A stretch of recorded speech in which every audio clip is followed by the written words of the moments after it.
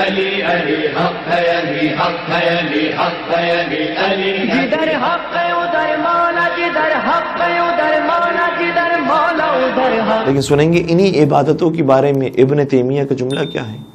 ابن تیمیہ کہتا ہے کہ علی کی عبادتوں کے اوپر دو اعتراض ہیں۔ پہلی بات یہ کہ خلاف سنت رسول ہے، رسول اللہ کی سنت میں نہیں نظر آتا کہ اتنی کثرت کے ساتھ نمازیں پڑھنے والے ہوں، اتنی کثرت کے ساتھ عبادتیں کرنے والے ہوں۔ اور دوسری بات یہ ہے کہ خلاف خضوع و خشوع ہے، اگر کوئی شخص ہزار رکعت نماز پڑھتا ہے تو نعوذ باللہ کیا اس کے اندر ریاکاری آ جاتی ہے، یہ خضوع و خشوع باقی نہیں رہتا، یہ خدا کے لیے انسان نماز نہیں پڑھتا۔ کتنے بغض علی کے مارے تھے یہ لوگ، وہ کہ جن کی عبادتوں کے بارے میں قرآن یہ وعدے لے رہا ہے، اور قرآن نے ان کے بارے میں ذکر کر دیا ہے کہ ان کی نماز، اگر یہ نماز میں سائل کو انگوٹھی بھی دے دیں تو اپنے نام کے لیے یا اس کے اوپر احسان کے لیے کام نہیں کرتے ہیں، بلکہ اللہ کی خوشنودی کے لیے کرتے ہیں۔ اسی لیے تو آیت اترتی ہے۔ یہ اگر اپنا کھانا یتیم مسکین اور اسیر کو دے دیتے ہیں تو یہ کام بھی اللہ کی خوشنودی کے لیے ہوتا ہے۔ یہ خود میرے مولا نے تو نہیں اشارہ فرمایا ہے، قرآن کی آیت ہے سورہ دہر کے اندر، انما نطعمکم لوجہ اللہ، ہم کھانا بھی کھلاتے ہیں تو اللہ کی محبت میں کھلاتے ہیں، لا نرید منکم جزاء ولا شکورا، ہم کسی شکریہ کو نہیں چاہتے ہیں، ہم کسی جزا اور صلے کو نہیں چاہتے ہیں، ہم صرف اللہ کی محبت میں کام کرتے ہیں۔ خدا یہ کہہ رہا ہے، تو جن کے بارے میں، جن کی عبادتوں کے بارے میں خدا یہ گواہی دیتے کہ ان کی عبادتیں اللہ کے لیے ہوتی ہیں، یا کسی بندے خدا میں جرت ہے کہ کہے کہ ان کی عبادتیں ریاکاری کے لیے تھی؟ نعوذ باللہ، استغفر اللہ ثم استغفر اللہ۔ اور اس کے بعد یہ کہتا ہے کہ خلاف سنت رسول ہے۔ اگر نبی اکرم کی نمازیں دیکھیں تو اندازہ ہوگا کہ بعثت اسلام سے پہلے بھی نبی اکرم غار حرا میں جایا کرتے تھے، اللہ اکبر، اور وہاں جا کر نمازیں پڑھا کرتے تھے۔ دنیا میں کوئی ایسا نہیں تھا کہ جو ان کا ثانی ہو نمازوں کے اندر، دنیا میں کوئی نہیں تھا ثانی ان کا عبادتوں کے اندر۔ ایسی عبادتیں انہوں نے غار حرا میں جا کر کی، اور اسی غار حرا میں ہی جب نبی اکرم کے اوپر جبرائیل امین نازل ہوئی ہیں، اور سب سے پہلی وہی نازل ہوئی ہے، تو جناب خدیجہ طاہرہ اسی پہاڑ کے اوپر چلتی تھی اور غار حرا تک کھانا پہنچایا کرتی تھی، اور یہ سلسلہ بعد تک جاری رہا، اور کتنے عرصے تک نبی اکرم وہاں پر جا کر نمازیں پڑھتے رہے۔ اور پھر اس کے بعد کتنے عرصے تک جب دعوت تبلیغ اسلام عام ہوئی تو خانہ کعبہ کے ارد گرد صرف نبی اکرم ہوتے تھے جو نماز پڑھ رہے ہوتے تھے، اور پیچھے پیچھے علی مرتضیٰ اور حضرت خدیجہ طاہرہ سلام اللہ علیہا ہوتی تھی۔ تو کیا نبی اکرم نعوذ باللہ کم نمازی تھے، کم عبادت گزار تھے؟ اور خود نبی اکرم نے ارشاد فرمایا صلی اللہ علیہ وآلہ وسلم کہ الصلاۃ خیر موضوع فمن استطاع، ظاہر یہ جملے فمن استطاعت ان یستکثر فلیستکثر، نماز بہترین عنوان ہے، بہترین موضوع ہے بندگی کے لیے۔ تو اگر کوئی شخص استطاعت رکھتا ہو کہ وہ زیادہ نمازیں پڑھ سکے تو اسے چاہیے کہ وہ زیادہ نمازیں پڑھے۔ تو حکم رسول ہے کہ جس کے اوپر نبی اکرم کے وصی اور جانشین عمل کر رہے ہیں۔ اور پھر اگر ہم دیکھیں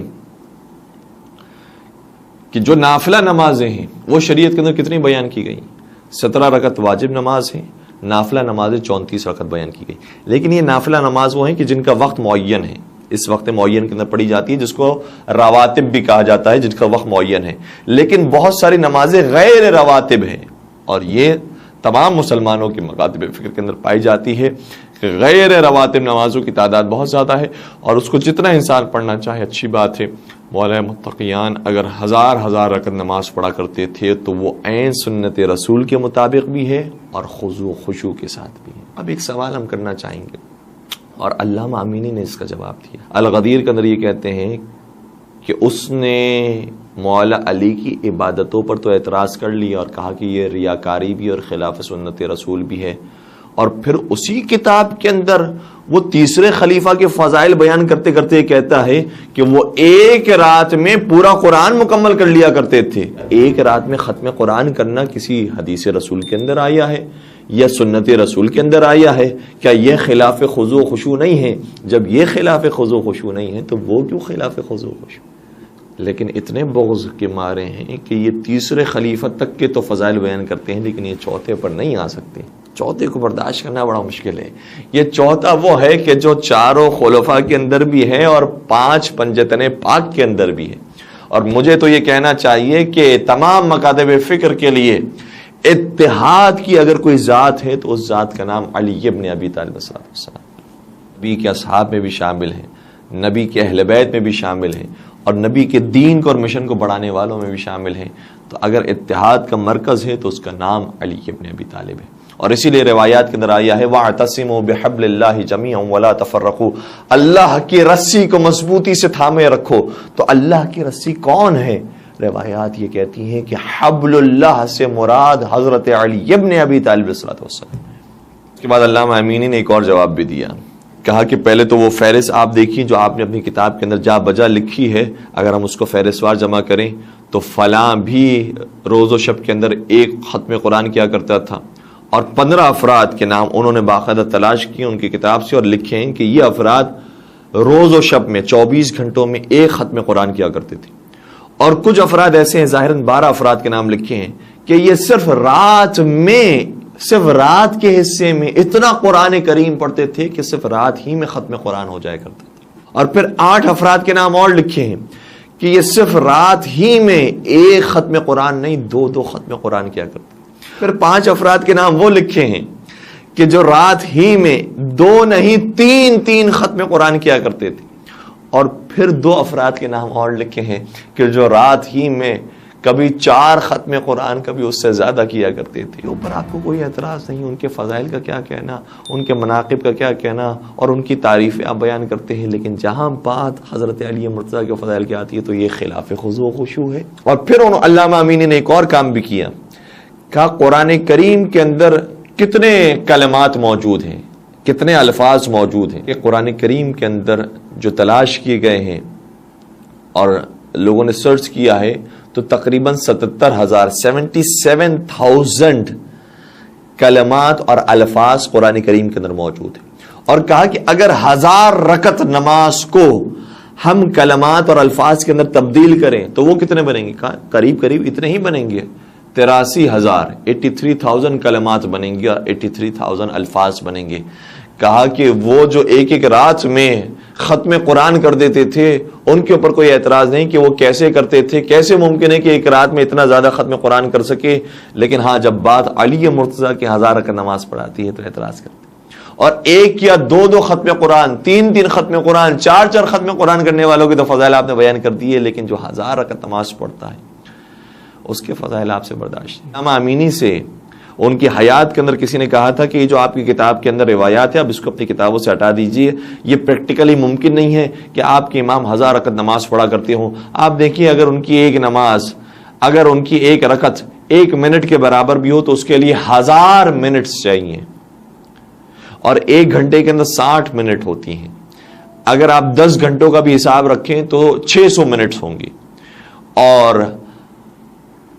1000 رکعت کے لیے ظاہر سی بات ہے کہ تقریباً 15-16 گھنٹے ہوں گے کہ جو چاہیے ہوں گے انسان کو نماز پڑھنے کے لیے. تو کیسے ممکن ہے کہ انسان آرام بھی کرے, گھر کے کام کاج بھی کرے, باہر والوں کو بھی دیکھے, اور سینکڑوں کام کاج ہوتے ہیں, کیسے ممکن ہے کہ صرف یہی کام انسان کرتا رہے اور وہ ان گھنٹوں کے اندر 1000 رکعت نماز پڑھ سکے؟ تو علامہ امینی نے کہا کہ تمہیں اس کے میں عقلی دلائل تو دے چکا ہوں, علمی دلائل تو اس کی بہت موجود ہیں, لیکن اب میں تمہیں عملی اس کی دلیل دے رہا ہوں. اور گویا دعا کرتے ہوئے انہوں نے نماز کا آغاز کیا. کہا دیکھو آج کی رات میں تمہارے سامنے خود یہ 1000 رکعت نماز پڑھتا ہوں, دیکھو یہ ممکن ہے یا ممکن نہیں. اور علامہ امینی رحمت اللہ علیہ نے 1000 رکعت نماز اس شب میں پڑھی ہے. ہمارے لیے واقعی شب قدر میں 100 رکعت پڑھنا مشکل ہو جاتا ہے. اور علامہ امینی سے ظاہراً کسی نے سوال کیا تھا کہ یہ کیسے نماز پڑھ لیتے ہیں 1000 رکعت؟ تو انہوں نے کہا تھا کہ مجھے یہ بتاؤ کہ مچھلی کبھی پانی میں تیرنے سے تھکتی ہے؟ جب مچھلی کبھی پانی میں تیرنے سے نہیں تھکتی تو ہم نماز پڑھنے سے کیسے تھک سکتے ہیں؟ پانی جس طرح سے مچھلی کے لیے غذا ہے اور مچھلی کے لیے بہترین فضا ہے, اسی طریقے سے ہمارے لیے بہترین غذا اور فضا نماز ہے. نماز میں ہمیں لطف آتا ہے. تو 1000 رکعت نماز پڑھی اور کہا دیکھو میں نے اس رات کے اندر 1000 رکعت نماز پڑھ کے بتا دیا ہے، جب میں علی کے غلاموں میں سے ایک ادنا سا غلام 1000 رکعت نماز پڑھ سکتا ہوں تو ہمارے مولا اور آقا کے 1000 رکعت نماز نہیں پڑھ سکتے۔ اور پھر علماء نے اس کے بارے میں تبصرہ لکھا ہے کہ کیسے ممکن ہے کہ علامہ امینی نے بھی اس طرح سے نماز پڑھی اور انہوں نے یہ دیکھا اور انہوں نے اعتراف کیا، یہ کیسے ہوا؟ ظاہر خود علامہ امینی نے اس کی وجہ بیان کی یا دیگر علماء نے اس کی وجہ بیان کی، کہ وجہ اس کی یہ ہے کہ پروردگار اپنے بندگان خاص سے خدا کے سامنے ان کے وقت کو اتنا وسیع کر دیتا ہے، ان کے وقت میں اتنی برکت دے دیتا ہے کہ وہی نماز جس کو عام لوگ کئی گھنٹوں میں پڑھتے ہیں اسی نماز کو وہ چند منٹوں کے اندر ادا کر لیتے ہیں۔ اور اس کے بارے میں دلیل بھی قرآن میں موجود ہے۔ کیا قرآن میں جناب سلیمان کا واقعہ موجود نہیں ہے کہ آصف بن برقیہ نے پلک جھپکنے سے پہلے تخت بلقیس کو حاضر کر دیا؟ تو یہ جو طی الارض ہوا ہے، جس طرح سے طی الارض اور طی زمینی ہوتا ہے، اسی طریقے سے طی زمانی بھی ہوتا ہے کہ مختصر وقت کے اندر انسان بہت سے کام کر جاتا ہے اور لوگ دیکھتے بھی رہ جاتے ہیں اور احساس نہیں کر پاتے کہ اتنا وقت گزر گیا ہے اور اتنی نمازیں اور اتنی عبادتیں بھی انجام ہو۔ تو جس طرح سے مکان کے اندر طی الارض ممکن ہے، اسی طریقے سے زمانے کے اندر بھی طی الارض ممکن ہے۔ مختصر سے وقت کے اندر پروردگار بڑی برکت دیتا ہے۔